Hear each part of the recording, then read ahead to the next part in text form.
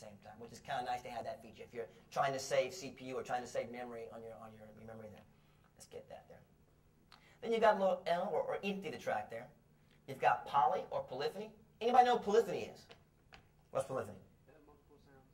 Well, kind of this more. Output. Now, output's important if you have a multiple output device. How many people have like a 002 and inbox, something like that? Okay. If you have multiple output device, you might want to send your drums out of 1 and 2, your bass out of 3 and 4, and so forth. If you click your mouse on the number output, you can change the outputs here.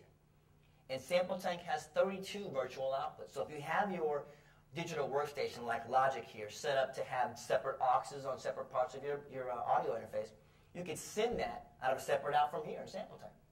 And we're doing a lot of mixing and controlling off in this one spot, aren't we? Everything, drums, bass, keys, brass, percussion, orchestral, ethnic, you name it, it's all in there.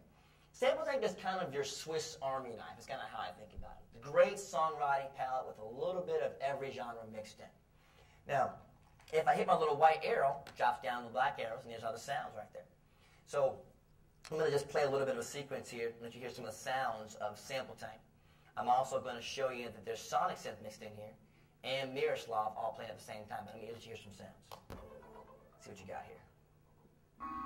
Recognize that sound? Star Trek fans.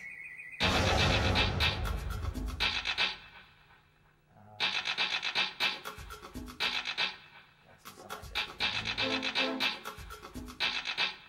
And you got some Miroslav.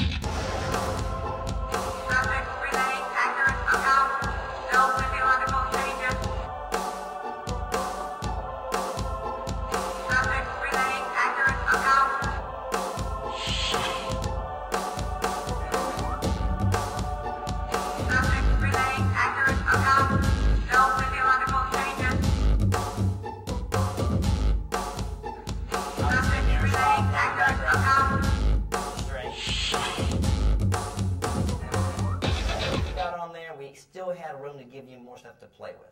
So let's go on here and get rid of this drum kit right quick.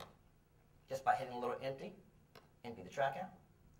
And I'm going to say import a loop or a drum beat or something like that. All the sounds you heard that were coming through there, some of those sounds were imported. Now, a Sample Tank has been known for, you can import many different sounds. WAV files, AFF files, Akai S1000, S3000 files. So you can put all your one-shots and all your goodies in here and play them in one place, which gives you kind of a hub to put all your best sounds in.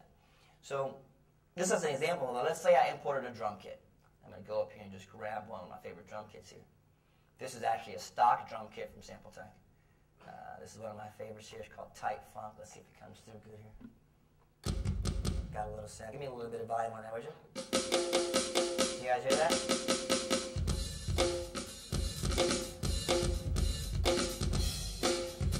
Placed on the map, shows me where they are. If I strike a key, it goes gray. Notice it's gray right there. Right there. Now, let's say I want to change the pitch. Well, I can go to the synth section right here and just change the pitch. Right there on the fly.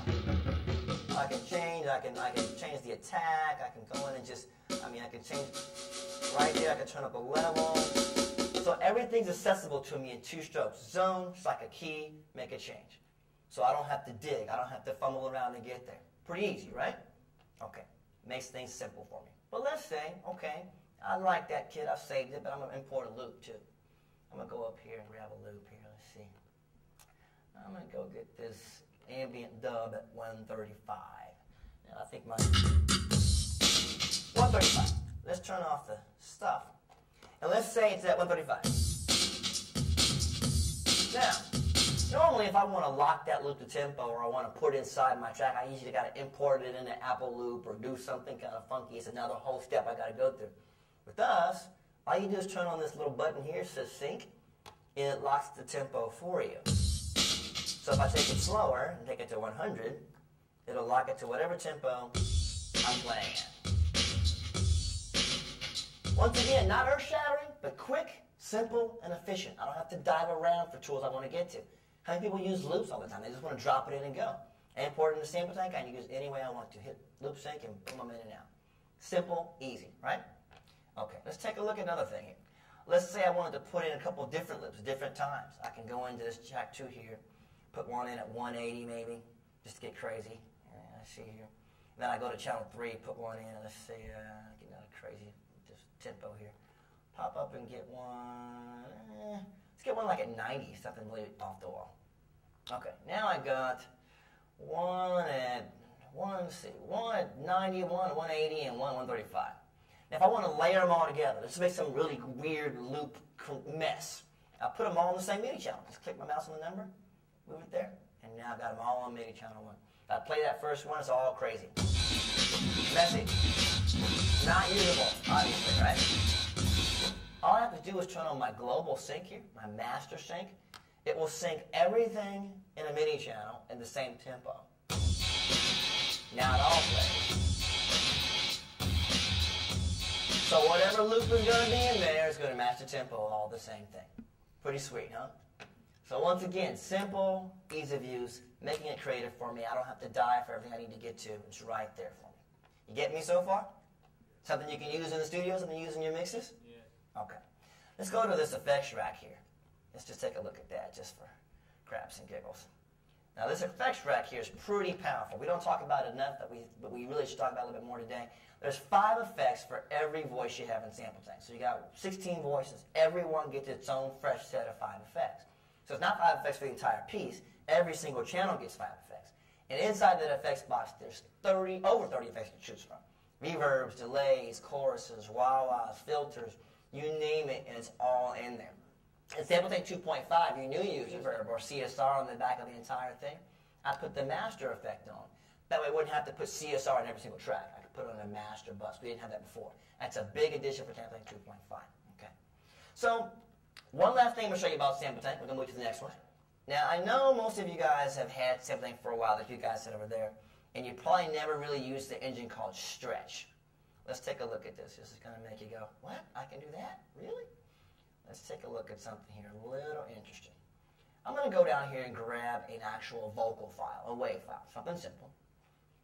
Let's make it easy. See what I got here. Oh, baby.